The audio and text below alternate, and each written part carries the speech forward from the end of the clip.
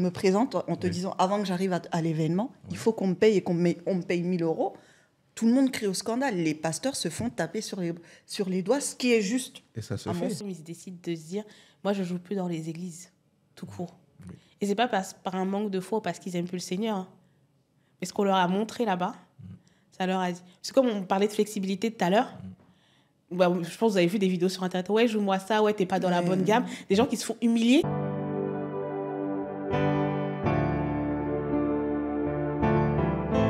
Bonjour à tous et bienvenue sur le podcast Les Lévites sur la fréquence.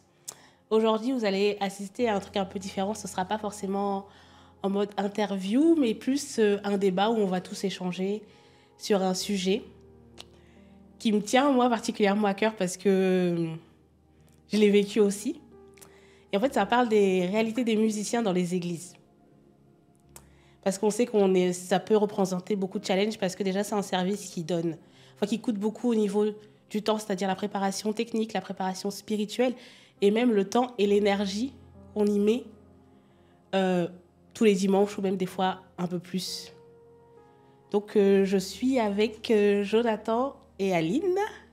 Si vous pouvez saluer nos viewers. Bonjour à tous. Bonjour à tous. Oui, donc voilà, comme j'ai dit, le débat, il porte un peu... Tout le monde peut prendre la parole, juste on se marche pas dessus, mais vraiment, je voulais parler des réalités des musiciens à l'église parce que je pense qu'il y a beaucoup de gens qui ne se rendent pas compte des fois du prix que c'est, de la réalité que c'est. Et par exemple, moi, j'aimerais parler d'un truc qui me tient à cœur. C'est que souvent, on attend des musiciens, que ce soit des musiciens ou ceux qui chantent, des chantres et tout, d'être d'une flexibilité sans nous. Tu vois, parce qu'on se dit, oui, voilà, on est dans la présence de Dieu, il y a le Saint-Esprit. Et des fois, en fait, on te demande d'être réactif sur tout. Et en fait, on ne se rend pas compte de la difficulté que ça peut être, ne serait-ce que techniquement pour s'accorder. Et puis, on n'est pas décédé, tu vois. J'aime bien dire ça, on n'est pas décédé. Et des fois, on peut dire, ah, chantez ci, chantez ça, faites ci, faites ça, faites... Comme si c'était un automatisme. Et bon, donc, toi, en tant que servante de Dieu, toi, en tant que musicien, j'aimerais avoir un peu comment vous voyez les choses et... si tu veux, comment. Tu commences. À toi l'honneur. À moi ? Oui. Moi, comment je vois les choses, effectivement, tu as totalement raison. Alors, effectivement, tu as totalement raison. C'est d'ailleurs pour ça que les meilleures chanteuses, chanteurs ou musiciens viennent des églises. Parce que dès le début, on demande beaucoup de flexibilité. Il faut savoir être efficace dans l'instant. Ça veut dire développer l'oreille musicale, etc. Donc, c'est vrai que ce n'est pas évident, ce n'est pas facile. Et effectivement, comme tu as dit, ça a un coût. Effectivement, donc, quand le musicien s'est développé dans l'église même, où il a l'habitude de venir prier, c'est autre chose. Mais il y a des églises qui manquent de musiciens, qui ont besoin d'avoir un musicien qui connaisse les chants d'église, qui soit déjà investi là-dessus. C'est vrai que ça peut avoir un coût, c'est vrai. Dans la limite du raisonnable, voilà, c'est là le vrai problème parfois. Donc il faut trouver un juste équilibre entre le raisonnable, entre ce que ça coûte, parce que pour un musicien, c'est aussi du temps, hein, c'est du temps qu'on consacre, c'est des répétitions, etc. C'est du travail. Et en même temps aussi, il faut pas non plus que le musicien en demande trop. Et parfois, il peut y avoir des abus aussi, c'est vrai. Donc, il y a vraiment cet équilibre-là. Et comme il peut y avoir des abus, comme il peut y avoir aussi de la profitation, comme on dit chez moi. Donc, c'est-à-dire des personnes qui parfois ne comprennent pas l'investissement que ça demande. Et donc, ils ont du mal à devoir payer le prix qui est normal, en fait. Voilà. Donc, il y a ces deux côtés-là. Voilà.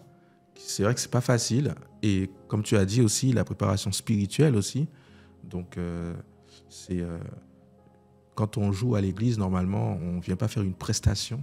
Donc, c'est ce juste équilibre-là à trouver. Ce n'est pas facile des fois. Oui, regarde, ce que tu dis, ça me fait rebondir sur quelque chose. Oui. Quand on vient à l'église, on ne vient pas faire une prestation. Oui. Alors, pourquoi on est rémunéré ?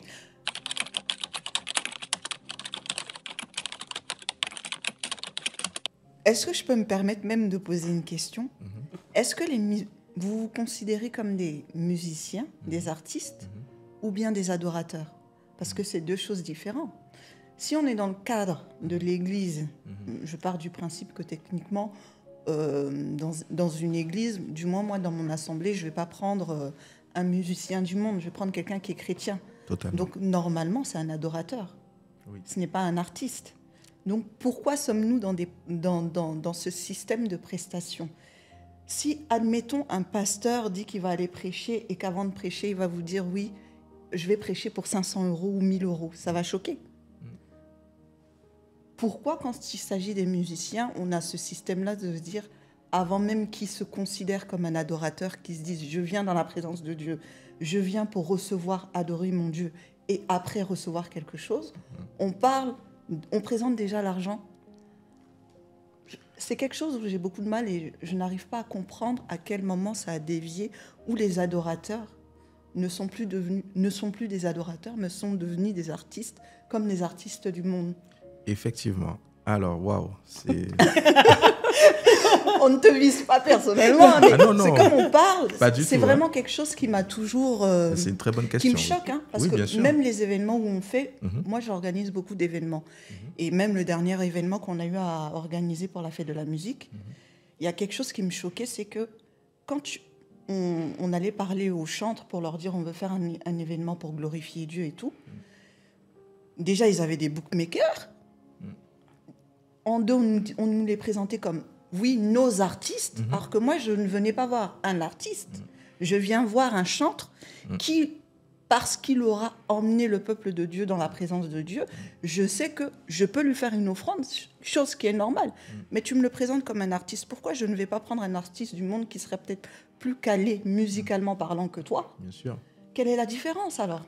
Alors, bon, je suis totalement d'accord avec un certain nombre de choses. Alors, il faut savoir que j'ai des collègues. Dis-nous tout. J'ai des collègues, et il y en a pour certains pour qui, voilà, bon, je ne suis pas dans les bonnes grâces de tout le monde. Hein. Je le dis comme ça. L'essentiel, c'est d'être dans la grâce de Dieu. Voilà. Exactement. C'est ça. Alors, effectivement, comme je suis dedans depuis très longtemps, effectivement, ce que tu dis, c'est très pertinent. J'ai vu cette évolution-là. Alors, il y a vraiment des vertes et des pas mûres. Voilà. C'est-à-dire qu'en fait, c'est vrai qu'au fur et à mesure des années, c'est de plus en plus devenu un business. C'est-à-dire qu'au départ, c'était des chantres, des personnes qui venaient vraiment pour apporter quelque chose à l'église. Voilà. Et ce n'était pas un métier, entre guillemets. Voilà. Même si le fait que ce soit un métier, je ne vois pas ça de manière péjorative. Le problème, c'est que de plus en plus, au fur et à mesure des années, ça devient de plus en plus un business. Alors, entre ceux qui sont chantres, qui n'aiment pas avoir l'étiquette d'artiste, mais qui, en réalité, au final, le sont, parce que c'est le même fonctionnement. Totalement. En réalité, au final, parce que, comme tu as dit, ils ont des agents, des bookmakers, etc. Et parfois, la rémunération, elle peut parfois être exagérée par rapport à ce qui va être fait. Parce qu'au final, c'est là où on se rapproche du monde. Comme tu as dit, c'est que par rapport à l'argent, à la somme qui peut être demandée, on paye la notoriété de la personne. Voilà. Donc, c'est là où on s'éloigne de ce que c'est que le chantre. Voilà, de ce que c'est qu'un chantre. Et ou un musicien qui est consacré. Et en même temps aussi, pour moi, le fait d'être artiste n'est pas quelque chose de péjoratif non plus, tu vois. Mais du coup, quelle est la différence entre l'artiste et le chantre? Toi qui es dans ce domaine, tu peux peut-être nous aiguiller parce que du coup, nous, on se perd. Parce que pour moi, du moment que tu es consacré et que tu dis que tu chantes pour Dieu, tu ne peux pas prétendre être artiste. Donc même quand tu fais ton métier, parce que pour moi, un artiste, le mot artiste même convient au monde. Alors, Alors, je vais aller... Dissocie-nous, fais-nous comprendre quel est le parallèle entre ces deux mots, quelle est la différence, parce que c'est compliqué, du coup, on s'y perd. Oui, effectivement. En fait, je pense qu'on dit la même chose, mais on emploie des termes différents. Alors, je vais bien préciser la chose. Dieu est un artiste. Oui. C'est-à-dire que lorsqu'il a créé le monde, et c'est lui qui est à l'origine de la musique, des sons qu'on a dans la nature. Et quand on regarde toutes ces fréquences, comment c'est assemblé, les harmonies, tout ça, c'est de l'art, en fait. On ne peut pas appeler ça autrement. Donc, Dieu a créé l'art et Dieu est à l'origine de l'art. Le fait d'être un artiste, ce n'est pas quelque chose de négatif. Ce qui est négatif, c'est l'objectif, c'est l'emploi et c'est aussi la motivation cachée aussi. C'est ça qui est négatif. Alors, pour aller dans ton sens, par rapport à ce que tu disais, ce qui est gênant, ce qui est embêtant, ce ne sont pas les artistes chrétiens, c'est la starisation. D'accord. Ce qui convient au monde, ce ne sont pas les artistes, parce qu'il y a beaucoup d'artistes qui dérangent. Mais c'est la star. C'est ça qui convient au monde. C'est ça qui convient au showbiz. Parce qu'au final, on se retrouve avec un showbiz qui est mainstream, comme on dit, et un showbiz chrétien. Ouais. Voilà. Donc, le problème, c'est la star. Et bien sûr, et c'est là où tu vois la gêne, c'est que, comme ça convient au monde, donc du coup, dans le milieu chrétien, ça va créer une sorte de tabou. Donc, tu vois qu'il y en a qui se disent artistes chrétiens, mais personne ne se dit star. Oui. Quoique, même maintenant... Mais vu que je vois qu'on fait un peu des systèmes de remise de prix comme les Energy Music Awards ou autres, donc c'est que quelque part on reconnaît ou bien ils reconnaissent qu'ils sont des stars pour pouvoir aller recevoir un trophée qui te dit que tu es le meilleur, que tu es ci, alors que normalement quand tu chantes, tu ne dois pas en tirer une quelconque gloire puisque la gloire revient à Dieu. En tant que chanteur, je parle bien d'adorateur. Totalement. Donc comment on peut encore rentrer même dans ces systèmes-là ou de dire oui, je vais remettre des prix pour la meilleure chanson, pour la mais non. Sur quoi nous on se base? Est-ce que même quand il a fait sa chanson, Dieu était en accord avec cette chanson pour que nous on puisse dire que ah oui, cette chanson elle est bien d'une manière humaine? Mais peut-être qu'elle ne plaît pas à Dieu ou bien que même la chanson, il n'y a pas une onction qui s'en dégage. Et c'est ce qui fait peur. Maintenant, quand tu vois les artistes ou les chantres, parce qu'on ne sait plus trop, ils chantent, mais il n'y a pas d'onction, il n'y a pas de vie. Ça ne t'emmène pas quelque part, tu vois. Tu n'es pas guéri parce que tu entends une chanson. Alors que quand tu écoutes les anciennes musiques, moi j'aime bien dire, j'ai écouté le groupe Gaël, mais même aujourd'hui j'écoute toujours le groupe Gaël. Ouais. C'est des musiques où 20 ans après tu écoutes, tu as les larmes aux yeux, tu sens que quelque chose se passe. Donc pourquoi maintenant les chantres ou les musiciens maintenant n'ont plus cette capacité de nous emmener dans la présence de Dieu? Pourquoi? Qu'est-ce qui se passe? Effectivement, tout simplement parce que l'artiste, normalement, par définition, l'artiste est un professionnel. C'est-à-dire qu'il en a fait un métier. Et c'est là où l'artiste, il faut le rémunérer. Voilà, ça ne veut pas dire que c'est un business, mais comme c'est son métier. Et donc, il vient dans la présence de Dieu pour apporter, pour élever les personnes qui sont là, pour les édifier. Mais en même temps, c'est son métier. Donc, du coup, Mais tout comme le pasteur, c'est son métier. Exactement. Mais pourtant, il ne demande pas à être payé. C'est pas ce qu'il présente en premier. Alors, le pasteur, le système est différent. Mais le système est le même puisque ça reste des Lévites. Oui, alors... N'est-ce pas? Oui, non, je ne parle pas à ce niveau-là. Donc, le système est le même. Oui. C'est nous qui voulons changer le système parce que ça ne va pas dans notre sens. C'est les musiciens, ça a commencé surtout avec les pianistes et tout ça, qui ont voulu changer ce système en disant, oui, nous c'est notre métier. Mais tout comme le pasteur, c'est son métier. Et on crie au scandale quand le pasteur demande de l'argent. Tu vois? Alors... On crie au scandale. On crie. Si je viens et que je me présente en te disant, avant que j'arrive à l'événement, il faut qu'on me paye et qu'on me paye 1 000 €, tout le monde crie au scandale. Les pasteurs se font taper sur les doigts, ce qui est juste, et ça se à fait. mon sens. Oui. Je sais que ça se fait, mais on crie au scandale quand même. Mais pour les musiciens, on va dire non, c'est leur métier. Donc, je ne comprends pas trop. Alors, puisqu'on reste des Lévites. Hein. Moi, je vis plus l'inverse. Peut-être que tu as raison. Alors, moi, je vis plus l'inverse. Alors, ça arrive qu'il y ait des scandales par rapport à des pasteurs et tout. Moi, mon vécu, c'est plus l'inverse dans le sens où on a beaucoup plus de mal à rémunérer un musicien et le pasteur, c'est plus normalisé.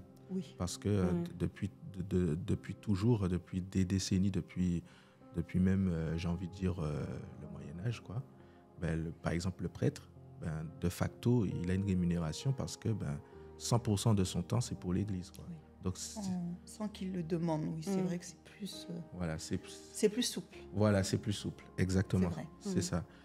Et lorsque les musiciens ont commencé à être rémunérés, ça a été un pas très difficile. Il a commencé à y avoir des abus aussi. Hein. Moi, je ne suis pas en train de je reconnais totalement qu'effectivement, j'ai eu des pasteurs qui me l'ont dit, ce que vous faites, c'est très bien. Vous essayez d'aider les églises en leur apprenant le piano, en forgeant des musiciens dans l'église, plutôt que de venir juste prester, faire jouer et puis demander de l'argent en sachant que après c'est éternel, quoi. C'est-à-dire qu'ils auront toujours besoin de musiciens. Donc ça résout pas le problème. Après, moi, je pense en fait que ça a été, comme tu disais, ça a été un effet qui s'est développé. Pourquoi ? Parce que justement, comme on disait au tout départ, quand tu es musicien ou quand tu es chanteur, tu donnes beaucoup. Et donc, comme tu donnes beaucoup, au bout d'un moment, même si tu le fais pour Dieu et que ça te contente énormément, tu te sens lésé. Par exemple, je peux donner un exemple. Une fois, moi, j'ai pu être à un endroit où on a chanté pendant 5 heures. Tu vois ? C'est fatigant. Bien sûr. Tu t'es donné. Et pourtant, c'était un moment merveilleux. Hein, sur le coup, c'était merveilleux. On a chanté pendant 5 heures. Mais dans un cadre comme ça, là, après, c'était pas... on n'attendait pas forcément de rémunération ou quoi que ce soit. Mais dans un cadre comme ça, imaginons, on va à une conférence. Le pasteur, je sais pas, il va prêcher pendant 1h30. Le groupe de louanges, il va chanter pendant 3 heures. À la fin, quand on va réunir l'argent de la quête, ce sera que pour le pasteur. Ouais. Et je pense que c'est ça qui a commencé peut-être à créer une sorte de rébellion pour les musiciens et de se dire « Eh oh, nous aussi, on est là et tout ouvrier mérite son salaire. » Mais parce que aussi dans les églises africaines, on a un problème de structuration. Les problèmes qu'on est en train de parler, on ne retrouve pas ça dans les églises un peu plus européanisées. Tu vois, moi, je viens à la base d'une église européanisée. Tout était structuré. Même le pasteur, il ne touchait pas l'argent comme ça. Tu vois, par exemple, si on va dire qu'il y avait 1 000 € dans la caisse, le comité décidait de ce qui était fait avec les 1 000 €. Donc, ça pouvait aller pour payer la salle, le matériel et tout. Et peut-être, après, en comité, c'était décidé, le pasteur, il va avoir 200 €. Donc, c'est un problème de fond qui est dans les églises africaines, parce que rien n'est structuré dans nos églises. Tu vois ? Donc, qui dirige la caisse ? Qui fait tout ? Tout va dans la poche du pasteur. Et puis, c'est le pasteur qui a le dernier mot sur tout. Donc, il faudrait aussi qu'on revoie la manière dont nos églises sont structurées pour éviter d'avoir ces problèmes-là, de savoir qu'un musicien peut arriver, effectivement, il n'a peut-être pas d'argent, il a peut-être fraudé, parce qu'on en a eu dans les églises qui ont dû frauder pour venir jouer et tout. Donc, je comprends aussi la complexité du musicien ou bien de la chantre. Mais moi, ce qui me dérange vraiment, c'est le fait qu'ils présentent ça automatiquement. Tu vois, pour moi, personnellement, c'est comme quand je vais prêcher quelque part, je ne vais jamais en mettant dans ma tête que je vais avoir de l'argent.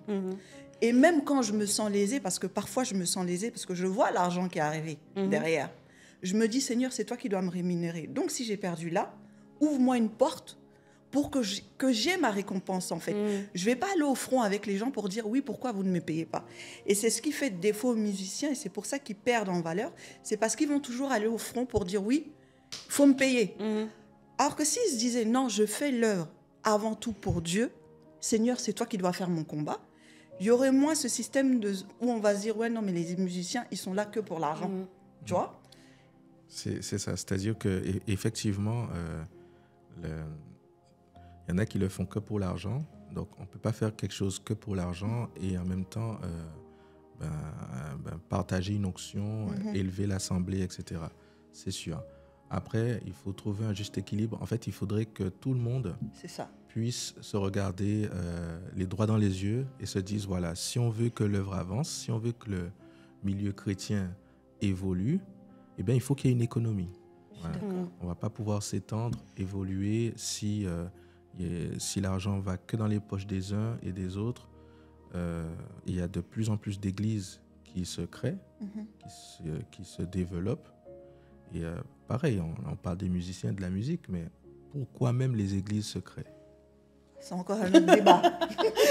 C'est encore un autre débat, mais je suis totalement d'accord avec toi. Parce que si on réunissait nos sous... Voilà. Non, mais je suis totalement d'accord avec toi. Donc, c'est ça, il faut juste que les choses soient transparentes, soient équilibrées. Parfois, il y a certaines églises, des pasteurs, ils refusent de payer le musicien. Ce n'est pas pour des raisons spirituelles. C'est parce qu'il y a un système d'enrichissement derrière. Donc, de chaque côté, en fait, il faut qu'il y ait des valeurs, en fait. Voilà, c'est ça. C'est exactement ce que tu dis, c'est-à-dire que le musicien qui vient direct, qui dit, bon, voilà, pour moi, ça va être 200 €. Non, il y a des valeurs qui doivent être mises en avant en premier lieu. Et ensuite, il faut que tout le monde soit d'accord sur le fait que tout travail mérite salaire. Bien sûr. Et qu'une fois que le musicien partage les valeurs avec l'assemblée et qu'on soit en osmose spirituellement parlant, et ben à partir de là, on paye le musicien parce que c'est quelque chose de naturel. Comme c'est le cas aux États-Unis. Oui. Aux États-Unis, c'est quelque chose de naturel que tu sois chanteur ou musicien à l'église, tu reçois un solde parce que tu as consacré du temps.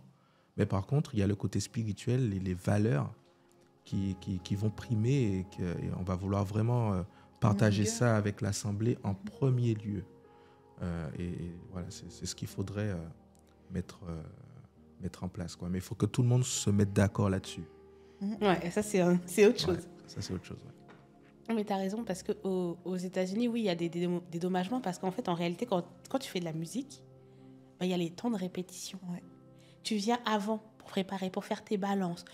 Et finalement, par exemple, si tu fais ça tous les dimanches, toute la semaine, elle est ponctuée par ça. Et donc, ça prend énormément de temps. Et ça, je pense que les gens ne se rendent pas compte. Tu penses que tu viens faire un set de 30 minutes le dimanche et ça y est. Non, en fait, depuis lundi, tu es dessus.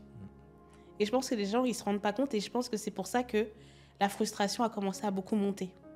Parce que tu pouvais être assis dans une église, tu donnes tout pour l'église. Tu es là à toutes les répétitions. Des fois, il y a même 2 cultes dans la semaine dans des églises. Oui. Tu es là. La même journée. Ou la même journée. Des fois, tu fais 3 cultes. Mais des fois, il y a 3 cultes la même journée. Et la personne... Tu vois que tout le monde est à l'aise et tout. Et toi, tu es là. Même si tu le fais avec les bonnes motivations, franchement, je pense qu'à un certain moment, ça pèse. Et c'est pour ça que même les personnes qu'on a pu rencontrer, dont tu parlais tout à l'heure, moi, j'ai aussi vu, en parlant avec elles, j'ai vu aussi beaucoup de frustration. C'était pas forcément des fois des personnes qui venaient avec un mauvais fond ou qu'elles étaient là juste pour l'argent. Mais tu voyais qu'il y avait toutes les blessures derrière parce que... elles ont été un peu malmenées. Bien sûr. Et il y en a parfois, même, ils décident de se dire, moi, je joue plus dans les églises, tout court. Et c'est pas par un manque de foi ou parce qu'ils aiment plus le Seigneur. Hein.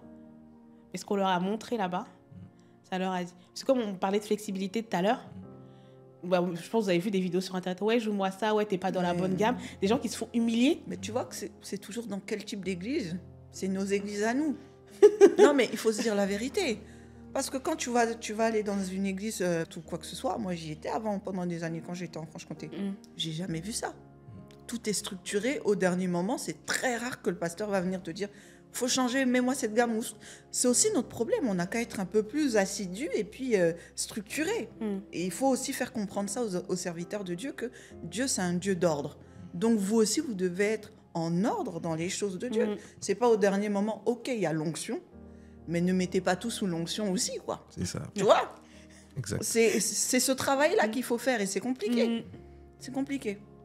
C'est exactement ça. Mais c'est une croissance qu'on doit faire dans notre communauté, au niveau spirituel, au niveau mentalité. C'est tout ça qui ressort au final, qui transparaît dans nos églises. Ah ouais, c'est un vaste sujet. C'est un vaste sujet. Mais ouais, vous avez raison. Je pense qu'il faut commencer à ouvrir un vrai débat parce qu'en fait, sinon, là, on va faire la même chose que dans le monde exactement. C'est ça. Chacun va essayer de tirer la couverture pour couvrir ses propres intérêts. Et puis, Dieu, Il est plus au centre. En dernier. Voilà. Est-ce que vous avez quelque chose à ajouter par rapport à ça ou Moi, j'espère que les choses vont aller en s'améliorant. En tout cas, qu'il y a une prise de conscience qui va se faire au fur et à mesure. J'espère que de fil en aiguille, on va prioriser certaines valeurs, qu'on va essayer de sortir de la starisation. Voilà. Donc, moi, c'est vraiment ce que je regrette. Voilà, dans le milieu chrétien, dans la louange, c'est cette starisation, cet esprit de concurrence aussi. On devrait tous pouvoir travailler les uns avec les autres. Donc ça aussi, c'est quelque chose que je regrette, mais j'espère que ça va évoluer. Et voilà. En tout cas, je travaille pour également. Ok. Tu veux ajouter quelque chose, Ali ? Non, je pense qu'il a tout dit. Hein. On n'est qu'un seul corps, donc il faut qu'on commence à prendre conscience de ça. Et on a besoin de vous, les musiciens, les chantres, les adorateurs, pour pouvoir nous faire monter dans une nouvelle dimension avec Dieu, surtout dans ces temps de la fin-là. On en a vraiment besoin. Donc, ne lâchez rien, concentrez-vous aussi, et puis prenez plus de temps dans la prière, dans la méditation, parce que ça manque cruellement.